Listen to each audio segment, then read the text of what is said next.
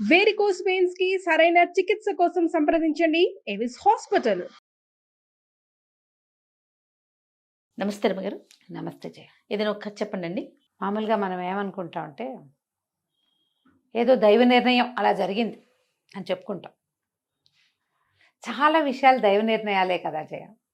అంతేగా రమగారు కదా, నేను నమ్ముతాను ఖచ్చితంగా. పోనీ నమ్మవు, మన చేతిలో ఏమీ లేదని మనకు అర్థమవుతుందిగా. అంతేగా, అప్పుడు నేను నమ్మనండి అంటావు, అయినా సరే అదే కదా, ఏముండదు మన చేతిలో, ఆటోమేటిక్ గా జరగాల్సింది అట్లా ఎప్పుడు ఎలా జరగాలో అలా జరుగుతుంది, అలా జరిగిపోతుంది. అదే అనుకుంటాం. కాలం, దైవ గతి, ఇలాంటి పేర్లే చెప్పుకుంటూ ఉంటాం. అవును.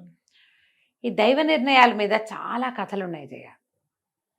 ఎత్తన్పూడి సులోచనారాణి గారిదని నాకు ఒక గుర్తు, బ్రీఫ్గా చెప్తా. శైలజ అని ఒక క్యారెక్టర్ని చూపిస్తారు, నర్సు ఆవిడ. ఓ హాస్పిటల్లో పనిచేస్తుంది, అది గవర్నమెంట్ హాస్పిటల్ అయి ఉంటుంది బహుశా. ఒక కేసు యాక్సిడెంట్, అతన్ని అటెండ్ చేస్తుంది, కానీ ఆ అమ్మాయి గుర్తుపడుతుంది. అతను ఆ యాక్సిడెంట్ అయిన ఆయన ఈ అమ్మాయికి తెలుసు, స్పష్టంగా క్లియర్గా తెలుసు. దైవవశాత్తు బతుకుతాడు. చాలా పెద్ద ప్రమాదం. తను నర్సు చేసిన ఆ అమ్మాయి చాలా శ్రద్ధగా అతన్ని కాపాడింది, ఆవిడ చాలా అటెండ్ చేసింది. అయితే అతని భార్యకి పిల్లలకి కబురు వెళ్ళింది, వాళ్ళు వస్తారు. అతను ఆ రోజు సాయంత్రం అందరినీ అడుగుతాడు, నాకు నా పక్కన ఉన్న నర్సు ఏరి అని అడిగితే చివరికి ఆ నర్సుని ఇతని ముందు పంపిస్తారు. అతను గుర్తుపడతాడు, ఈ అమ్మాయి అతని భార్య. ఇది వరకు పూర్వకాలం, కొంతకాలం క్రితం ఏం జరిగింది, ఇతను ఒక ఫ్రెండు, మా ఇద్దరు ఫ్రెండ్స్ వాళ్ళు. అయితే ఫ్రెండ్ తాలూకు అవసాన దశలో ఈ యాక్సిడెంట్ అయినా వాళ్ళ ఇంటికి వెళ్ళి, ఆయనకి అనారోగ్యంగా ఉంది, మా చెల్లెల జీవితం అన్యాయం అయిపోతుందని అతను బాధపడుతుంటే, మీ చెల్లెల్ని నేను పెళ్లి చేసుకుంటానని మాటిచ్చాడు. ఆల్రెడీ పెళ్ళైన కాలేదు. మామూలుగా కుర్రాడు తన స్నేహితుడి చెల్లెల్ని పెళ్లి చేసుకుంటానని మాటిచ్చాడు. పెళ్లి చేసేసుకున్నాడు. చేసేసుకున్నాక వాళ్ళ అమ్మకి అతను లేక పుట్టిన కుమారుడు. ఒక స్వామీజీ వారం వల్ల కలిగాడని చెప్తారు వాళ్ళ ఇంట్లో అందరూ. ఈ అమ్మాయిని తీసుకెళ్ళాడు పెళ్లి చేసుకున్నాక అక్కడికి, అమ్మ వాళ్ళ ఇంటికి తీసుకుపోయాడు, వాళ్ళ అమ్మ దగ్గరికి. అయితే ఆవిడేమందంటే, స్వామీజీ చూస్తారు, స్వామీజీ చూడాల్సిందే, స్వామీజీని పిలుస్తాను. ఆ స్వామీజీని పిలుస్తారో కథ బ్రీఫ్గానే గుర్తుంది నాకు, ఎప్పుడో చదివాను ఇది నేను. స్వామీజీ వచ్చాక ఈ అమ్మాయి జాతకాన్ని పరిశీలించి, ఈ పిల్లకి సుమంగళి యోగం లేదు, ఈ అమ్మాయితో ఇతను కలిసి ఉండకూడదు, ఈ అమ్మాయితో కలిసి ఉంటే ఇతను బతకడు అని తేల్చి చెప్పేస్తారు. ఆ తల్లి విపరీతంగా ఏడుస్తుంది. నేను చాలా కష్టపడి కన్నాను, ఎన్నేళ్ళో సంతానం లేక ఎన్నో పూజలు చేసి ఒక సంతానానికంటే నువ్వు ఆ ఊరెళ్ళి ఒట్టి ఒక్క మాటతోటి ఆ అమ్మాయిని పెళ్లి చేసుకుని వచ్చేసావు. ఇప్పుడు దానికి సౌభాగ్యవతి యోగం లేకపోతే, సుమంగళి యోగం లేకపోతే నువ్వు పోతే ఎవరి గతి? నువ్వు గనక ఏమైనా అయ్యావంటే దానికి అన్యాయం అవుతుంది, నాకు అన్యాయం అవుతుంది. ఎవరో ఒకళ్ళకి అన్యాయం చేయి నువ్వు, రెండో వాళ్ళకి న్యాయం జరుగుతుంది. ఆ అమ్మాయిని వదిలిపెట్టి నాకైనా తల్లిగా న్యాయం జరుగుతుందని కొడుకుని చాలా బలవంత పెట్టి ఆ అమ్మాయిని పంపించేస్తారు. పెళ్ళయింది, భర్త నుంచి సెపరేషన్ వచ్చేసింది, డివోర్స్ లాంటిది ఏదైనా చేశారో లేదో ఆ అమ్మాయి అతనితో ఉండదు. తర్వాత కాలంలో అతను పెళ్లి చేసుకున్నాడు, పిల్లలు కలిగారు. ఇతను ఈ అమ్మాయిని గుర్తుపట్టేశాడు. గుర్తుపట్టి, ఎప్పటికీ నేను నిన్ను మర్చిపోలేదు, మళ్ళీ నువ్వే నాకు ప్రాణం పోసావు, నువ్వు మాతోటే ఉండు, నేను పద్మకి చెప్తా, అసలు తనకు తెలుసు ఈ విషయం అని చెప్పి చాలా బతిమలాడతాడు, నాతో ఉండు అని. ఆ అమ్మాయి ఒప్పుకుంటుంది, సరే అంటుంది. ఉద్యోగం మానేసి అతనితో వెళ్ళిపోదాం అనుకుంటుంది. మధ్యాహ్నమో సాయంకాలమో అతని భార్య వస్తుంది, చాలా దుఃఖపడుతుంది భర్తను చూసి. అతను చెప్పిన మాటకి ఆ అమ్మాయి కూడా ఒప్పుకుంటుంది, భార్య కూడా. ఎందుకంటే ఆ అమ్మాయి ఆ నర్సే రక్షించింది ఇతను, ఆ నర్సు లేకపోతే ఇతను బతికేవాడు కాదు. ఈవిడ ప్రయాణానికి అన్ని ఏర్పాట్లు చేసుకుంటుంది, అతనితో కలిసి జీవించడానికి నిశ్చయించుకుంటుంది. ఇంటికి వెళ్ళి ఆ ఇంటి దగ్గర సామాన్లు అవన్నీ సవరింపులు, ఇల్లు ఖాళీ చేయటం, అందరికీ చెప్పడం చేయాలిగా. అన్నీ అయ్యి రాత్రికి హాస్పిటల్కి తిరిగి వస్తే అతను కనపడ్డు. అడిగేసరికల్లా సాయంత్రం హార్ట్ అటాక్ వచ్చింది అతనికి. భార్య పిల్లలు ఏడుస్తూ అతని బాడీని తీసుకెళ్లారు. బాగుంది. దైవ నిర్ణయం అంతే. కదా. ఈవిడ కలిసి ఉండాలని లేదు. కలిసి ఉండి అన్నీ అన్నీ కుదుర్చుకుని తల్లి ఒప్పుకోలే, తల్లి దాటిపోయింది, ఇప్పుడు భార్య ఒప్పుకుంది, అయినా సరే అవల. ఎంత హృదయ విదారకంగా ఎన్ని రోజులు భలే హాంట్ చేసింది ఆ కథ నన్ను. ఎప్పుడో ఈ 30 ఏళ్ళైనా అయి ఉంటుంది ఆ పుస్తకం చదివి నేను. అదే అదే. ఈ దైవ నిర్ణయాలప్పుడు ఇలాంటివి గుర్తొస్తాయి సడన్గా. అన్ని కుదిరినా కూడా వీళ్ళకి కుదరందే, మనం ఏం చేస్తాం అంతేగా. కదా. అలాంటి ఒక కథ చెప్తా చూడు. కథలో కథ. కథలో కథ, 2 కథలు బోనస్. అంతే. ఈ కథ అయితే నాకు గుర్తుండి ఖచ్చితంగా, పేరు గుర్తులేదు కానీ ఎద్దనపూడి సులోచనారాయణ గారు రాసిందే. ఓ. పూర్వం అట ఒక ఊళ్ళో మజీద్ అని ఒక కుర్రాడు ఉండేవాడు. ఇది కూడా అరేబియన్ నైట్స్లో కథలానే అలాగే గుర్తుంది నాకు. వాడు ఎవ్వరి మాట వినేవాడు కాదు. వీళ్ళు కొంచెం పిల్లలకి కొంచెం పెద్దవాళ్ళు అయ్యాక నమాజ్ చేయటం అవి నేర్పిస్తారు కదా, వాడు ఏం నేను చేయను అనేవాడు.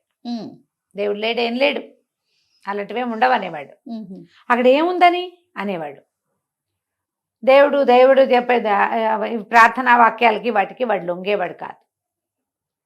వాళ్ళ నాన్న అనేవాడు, ఎవరో ఒక మహానుభావుడు వచ్చి వీడు మనసు మార్చాల్సిందే, దైవజ్ఞుడు వచ్చి మార్చాలి, వీడు మారడు, లేకపోతే వీడితో నాస్తికవాదిగా ఉన్నాడని ఎప్పుడూ తిడుతుండేవాడు. ఆ ఊళ్ళోకి ఒక హజరత్, ఒక గురువుజీ, ఒక ఆయన వస్తారు కదా, ఫకీర్ ఒక ఆయన వచ్చాడు. ఆయన దగ్గరికి కొడుకుని పంపించాడు. ఆయన దగ్గరికి వెళ్ళు, నువ్వు నీకు మంచి మాటలు చెప్తాడు, దైవం భగవంతుడు విశ్వాసం కలిగి ఉండటం ఏమిటో నీకు అర్థమయ్యేలాగా చెప్తాడు, వెళ్ళమన్నాడు. వీడికి ఇష్టం లేదు, కానీ సరే అదేమిటో దీని అంతు తేల్చేయాలి, ఆయన అందరి మనసు మారుస్తాడట ఫకీర్ గారు. అందుకని వీడు పిల్లవాడు ఈ మజీద్ అన్నవాడు ఆయన దగ్గరికి వెళ్ళాడు. వెళ్తే ఆయన కూర్చోబెట్టి, నువ్వు ఎక్కడి నుంచి వచ్చావు, రేపు ఎక్కడికి వెళ్తావు, నీ దారి ఏమిటి, నీ మనుషులు ఏమిటి, వీళ్ళు ఎలా వచ్చారు, అవన్నీ బోధించాడు. దైవ నిర్ణయాన్ని తప్పటం ఎవరి వల్ల కాదురా అన్నాడు. ఏమిటి దైవ నిర్ణయం, ఇవాళ నేనేం తినాలో, ఏం కట్టుకోవాలో, రేపు నేనేం చేయాలో అని నావి నిర్ణయాలు నేను డిసైడ్ చేసుకుంటా. సహజంగా జరుగుతుంది పిల్లలు పుట్టడం, నేనే వీళ్ళ కుమారుడిగా జన్మించాలి లేదు, ఎవడో ఒకడు అయ్యాడు, ఎవడో ఒకడు పుట్టాడు, అది నేనయ్యాను అంతే, అంతే తప్ప అంతకంటే ఏం లేదు.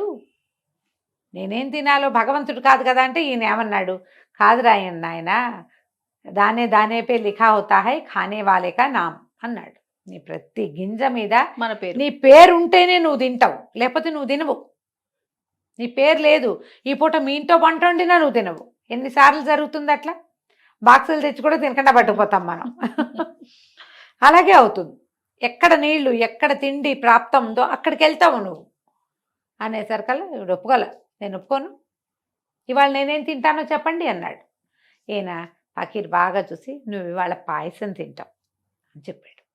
సర్కల్ పాయసమా, చచ్చినది అసలు నేనేం తిన్న ఇవాళ, మీరు అన్నారు కదా పాయసం తింటమే దైవ నిర్ణయం అయితే నేను ససేమిరా పాయసం తిన్ను, అసలు నేనేమి తిన్ను ఇవాళ, మీ దైవ నిర్ణయాన్ని నేను తప్పు చేసి చూపిస్తా, నిజాయితీగా ఉంటాను నేను కూడా అని చెప్పి బయటికి నడుచుకుంటూ పోయాడు. ఇంటికి వెళ్తే అమ్మో పక్కింటి వాళ్ళు ఎవరైనా పాయసం చేసి తెస్తారేమో అని చెప్పేసి ముందు ఇంటికి వెళ్ళి వాళ్ళ అమ్మకి మొహం చూపించి బయటికి పారిపోయాడు. ఎవరిళ్ళకి వెళ్ళాల, ఎవరింటికైనా వెళ్తే ఎవరింటైనా పుట్టినరోజో, పెళ్లి రోజో, పండగో, తీపి తినాలనిపించిందో అని పాయసం చేస్తారేమో, ఓకే, ఎవరిళ్ళకి వెళ్ళాల. మధ్యాహ్నం అయ్యేసరికల్లా అట్లా నడుచుకుంటూ నడుచుకుంటూ ఊరు బయటికి వెళ్ళిపోయాడు. ఏవైనా ఇళ్ళు వాకిళ్ళు ఉన్న చోట ఆగితే ఎవరైనా ఒక్క పిసరైనా ఆయాసం ఆఫర్ చేస్తారేమోనని మండే ఎండలో కాలుతున్న ఇసుకలో నడుచుకుంటూ ఊరికి 9-10 మైళ్ళ అవతల ఎక్కడెక్కడో ఉన్న ఒక అడవిలోకి పోయాడు వాడు.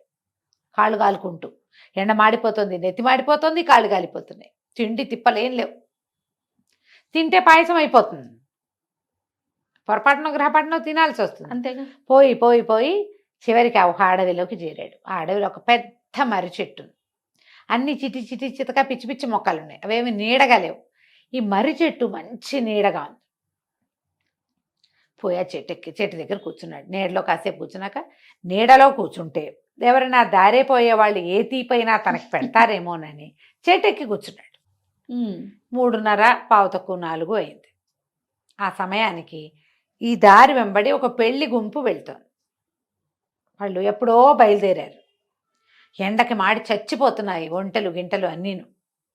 అబ్బో పెద్ద మర్రి చెట్టు ఉందిరా, ఈ చిన్న చితకా చెట్లు కాదు, పెద్ద చెట్టు ఉంది, పదండి పదండి చెట్టు కిందకైనా అందరు పొలోమని గుంపంతా చెట్టు కిందకి వచ్చారు. వంటల్ని పక్కకు వదిలిపెట్టి జనం అంతా చెట్టు కింద చేరారు. అమ్మయ్య బాగుంది, ఏదైనా చేసి తిందాం కాస్త అనుకున్నారు. చిన్న చిన్నవేవో కరకరలు మెరవట్లు తెచ్చారు కానీ పొట్ట నిండేలాగా లేదు. తొందరగా అయిపోవాలి, సులువుగా అయిపోవాలి, 1 పార్ట్ మీల్.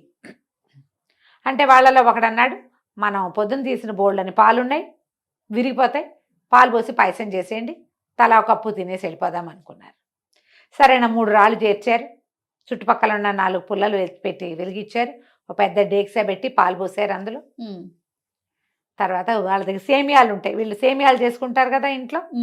ఇది ఆ ఉడుకుతున్న బాగా మరిగిన పాలలో ఇంత పంచదార పోసి ఇన్ని సేమియాలు ఎత్తి దాన్ని మొహాన్ పడేసి ఏవో తిండి ఇవి వేస్తారు కదా అందులో కొంచెం తీపి మన గుమగుమలాడే పదార్థాలు అవన్నీ వేసి కొత్త కొత్తలాడుస్తున్నారు. తీపి వాసన వస్తుంది పైకి. మనవాడు బిసుపోయి కూర్చున్నాడు, నిద్ర పట్టేసింది వాడికి. కింద మనుషులు ఉన్నారని పట్టించుకోలే, బాగా నడిచాడు కదా ఎండకి, అడవంతా తీయటి వాసన అలుముకుంది.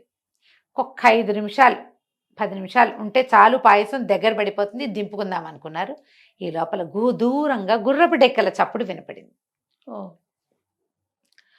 కొన్ని గుర్రాలేవో వస్తున్నాయి, వాటితో పాటు చాలామంది మనుషులు వస్తున్న సందడి తెలిసింది.